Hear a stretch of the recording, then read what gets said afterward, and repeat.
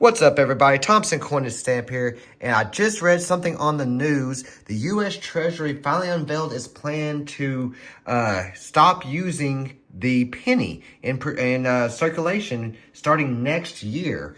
A Treasury spokesperson said the government made its final order of penny blanks this month, and the United States Mint will continue to manufacture pennies only as long as inventory of the penny blanks exist.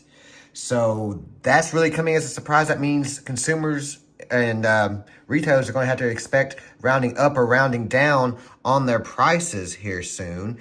So what does that mean for penny prices in general? Will boxes like this and rolls of, uncirculated coins, go for a premium or anything like that? You got, wheat backs and stuff like that. Pennies have been in circulation for over 2 centuries. It's kind of, crazy to think about.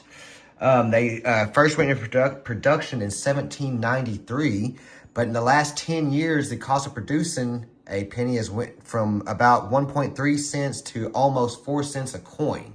And the Mint also estimates that stopping production will result in an immediate annual savings of close to $56 million just in reduced material cost. And it does make me wonder, how did everything work out when Canada did this several years ago? Our neighbors there in the north, they stopped using the penny several years ago, and I know the retailers had to start rounding up or down their prices, to the nearest 5 cents. So that's pretty interesting news. Like I said, I just read that earlier, and Donald Trump said in February that he ordered the U.S. Mint to stop making the pennies, citing the cost. And, quote, he said, "For far too long, the United States has minted pennies, which literally cost us more than 2 cents. This is so wasteful. I've instructed my Secretary of the U.S. Treasury to stop producing new pennies.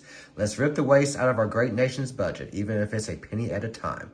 He said that in a post to social media as he returned to Washington from the Super Bowl in February. And that's just really interesting. I'm trying to go through here to see what else they say.